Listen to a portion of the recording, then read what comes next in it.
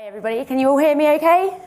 Yeah. Yes, cool. Thank you very much for that introduction. It was so good. That event 6 months ago was amazing. I was really, really pleased to be a part of that. So today's title is The Power of Technology for Good. You're probably wondering exactly what does that mean? Why am I here talking about it today? What is it to me? Well, so first of all, as just mentioned, I am an accessibility and usability consultant. I founded my own company last year, and you're probably wondering what that involves. A bit of a vague statement, and I do like to think that it covers a lot more areas than you would think right now. So technology is a pretty big part of my life. So at 18 months old, I was introduced to it for the first time. And honestly, if I wasn't introduced to it at 18 months old, I would not be here today on stage talking to you. In fact, I physically would not have been able to do that. I wouldn't have been able to speak to you guys today.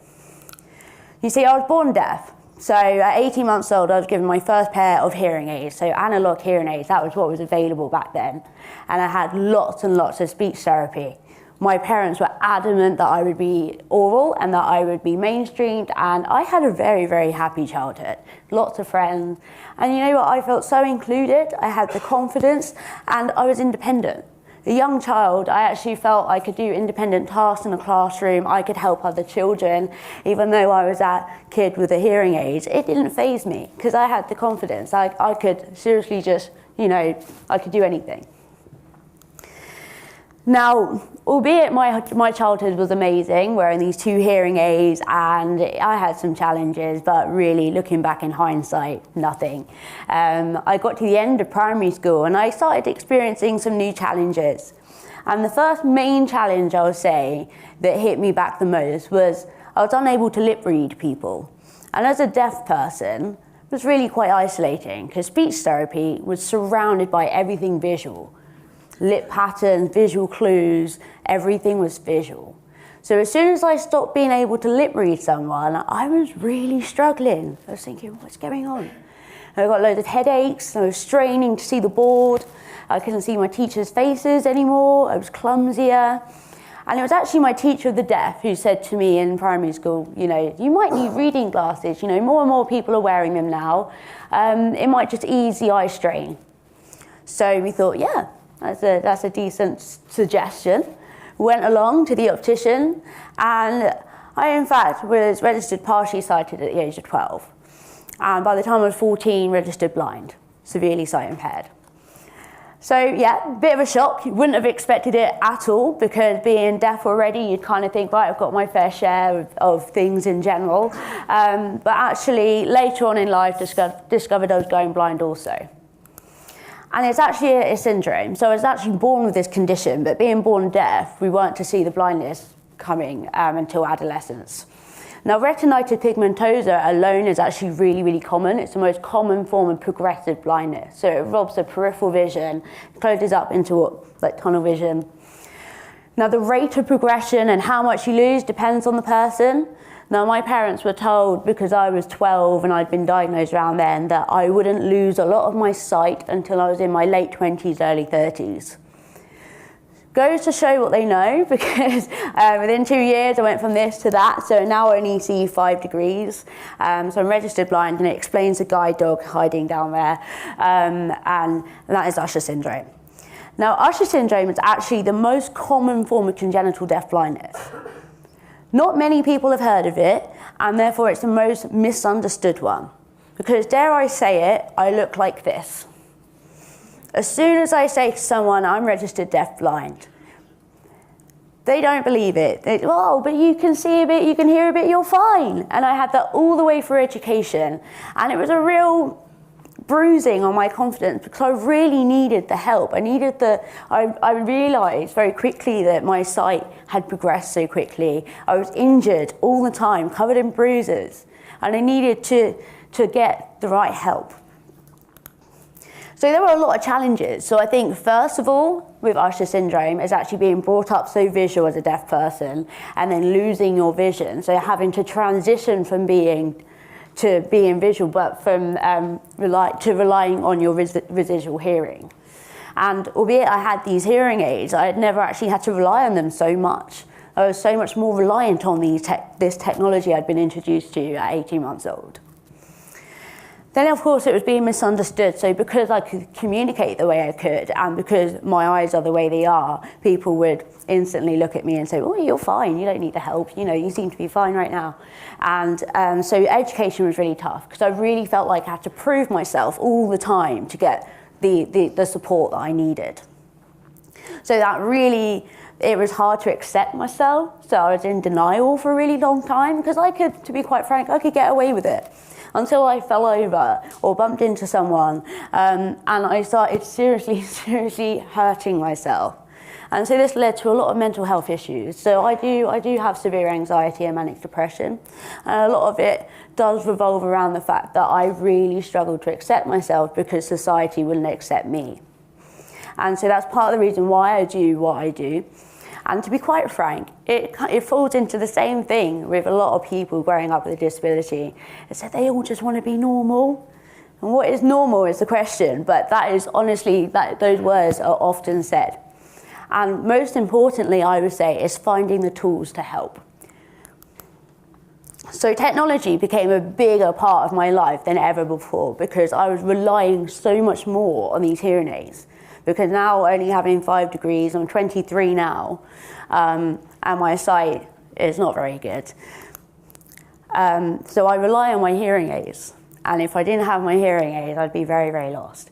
So I talk a lot about the evolution to really get people understanding how good technology actually is today, how it's progressed, and where it can potentially go in the next 10 years. So in 1994, when I was born, I got my analog hearing aids because that was what was available. I hated them, absolutely hated them, because to be quite frank, analog's very black and white. As soon as they were in my ears, I just threw them out.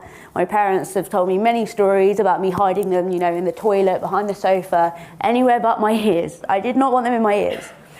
But I think after a while, what I discovered being a child wearing hearing aids, being mainstream, was that I realized I needed them in order to communicate and interact with my family and friends. When I got to the age of 9, this was the day I had digital hearing aids for the first time. And I remember the day very, very clearly, because I was in and out of year 3 all day, and it was actually autumn time. And at the end of a really exhausting day, I went down to the park with our pet dog, and it was all the leaves were on the floor. And I started thinking, what is that? And I was walking around, and I could actually hear leaves crunching for the first time, birds singing. All of these new discoveries having digital hearing aids at the age of 9. And I remember so vividly how fascinated I was, because I was like, wow, there's so much more to life. Wow, birds make sounds. Who would have thought it? So it was really quite fascinating, and obviously I was 9 then. And so from 9 to about the age of 20, I had these digital hearing aids. I went from brand to brand, but they were all very good. And as it actually happened, my communication improved. My confidence then got better. I didn't think it could get any better, to be honest. So now I was introduced to smart hearing. So everything's got an app, right? Why not have an app for your hearing, right? So I've got an app with these smart hearing aids, and what it basically means is I can adjust bass, treble, volume. I can alter the sounds to my situation, so I can put a restaurant program on if I need to block out background noise and focus on the person in front of me. All of these things that I could do in my own pocket, like from my own pocket in my handheld device. And that was just so much more independence. I was like, wow, I don't need to make a trip to the audiologist and make some adjustments next time I'm struggling. I can actually pull out my own phone and make the adjustments myself. That was really, really cool. Now, one big thing that I've forgotten actually is the Bluetooth connectivity. Now, there are a lot of hearing aids that have Bluetooth. However, this actual company, GN ReSound, were the first ones to create a pair of hearing aids that were compatible with not only the iPhone but with the Apple Watch. And what that means is basically when I'm out and about and I receive a phone call, I can answer the phone from my wrist and it will stream straight to my ears. First time in 20 years I've been able to make a phone call. And that's huge, So I remember the day I got home with this new app and these new hearing aids, and I rang my granddad. He lives 4 hours away in Liverpool, and I could hear his voice going down my eardrums. I was like, oh my goodness, I've never heard your voice like that before. And it was really fascinating. I was like, wow. Because don't get me wrong, before I made phone calls, but it was on loudspeaker and it was quite intrusive, and actually quite a lot of the time I'd have to ask people to interpret what they were saying. So this was huge, and that's because of the direct Bluetooth connectivity from my Apple Watch, from my phone, straight into my ears. So I could listen to music then. I could not only listen to music, but I could actually value it for what it was. I didn't have to have it so loud that all the windows were breaking at home and no one else could sleep, you know? I no longer had that excuse, well, I'm deaf, I need it loud. I could actually have it at a lower volume and appreciate it at a lower volume because I had this direct connectivity to my hearing aids. Now these got even better. So this is the next generation, so Lynx 3D. And basically the difference with this is I can reach out to an external audiologist should one of my hearing aids break down. So I could be anywhere in the world, and I travel around. I've been to Australia, Macau, and I do these presentations. And should one of my hearing aids break down, and let me tell you, I'd be pretty lost, and I hope you realise now how much I rely on these things. And what would happen is I would whack out my phone, this app, and there's a little section where it says more, where I can request assistance. And what I do is it's a little form. I'd say exactly what ear, what program, exactly what is annoying me. In the there and now, I can say, right, this has happened to my hearing aid. I would blow dry my hair, and it just zapped. I need my hearing aid back. Please fix it. So I can leave a little message, and it gets sent to an audiologist. Now, within 48 hours, they'll come back with a report and they'll say, right, you know, I've made a few adjustments to your audiogram, here it is. And all I do is like a file that I open up on my phone, take out my hearing aids while they're on, and I scan them next to my phone, and it reinstalls the new software and it fixes them. Huge, right? So before, what I'd have to do should something broke down with my hearing aid, and believe me, I'd freak out. I'd have to go home, I'd have to ask my mum, dad, if they're around, give me a lift to the audiologist, because my mobility is impaired, albeit I have my guide dog. The audiologist, where I live, is in Bicester, in the middle of nowhere, literally in a farm. So there's no public transport, nothing. So I would have to rely on my parents to get me there, and it's time out of my day, it's time out of their day. So actually having this reliability to actually just, again, whack out my phone and sort this out myself, it's amazing. So much more reliable. So what is the best thing about these hearing aids, dare I ask? Now, the word connectivity is a big thing today in the tech industry. Connectivity, the compatibility with my mainstream tools. So what does that mean? Well, a lot of people think, like, for instance, when I was in education, they tried to give me this really big, bulky technology that was apparently going to help me with my education. Didn't. It just made me stick out like a sore thumb, and I didn't want that. What they do is that they work with all my tools that I have. So all of the things I can guarantee you guys have got, iPhone, iPad, Apple Watch. And these are mainstream tools that are available at mainstream prices. Yes, not the cheapest, but actually when you think of the return of investment, so worthwhile, because everything is already built in that I need, so the accessibility features. And so because my phone is connected to this, I can, stream phone calls. I can connect to lots of apps that are available out there that are accessibility apps or navigation apps, et cetera, et cetera. What am I talking about when I'm talking about built-in accessibility? I hope you've come across these features before. If not, you'll know about them now. But these are all in your settings in your iPhone. You've got voiceover, zoom, magnifier, display accommodation. Now, yes, these are named accessibility, and people think that only people with disabilities use them. Well, actually, it's incorrect. My parents have their text larger than I have my text. So I like to call these things preferences, not accessibility, where it's for the minority groups that, I just think that's irrelevant. So all of these features are on all of my devices that I use on a day-to-day basis. Now, to give you an idea of the Apple Watch, you might have been wondering exactly what the Apple Watch has done for me. I have blogged about the Apple Watch. I do lots of blogging, so do feel free to venture onto my website and see. It's on mollywatt.com. But to give you an idea with the Apple Watch, is through the prominent haptics, the vibrations, and all of those things, I have been able to use maps to navigate me around cities all around the world.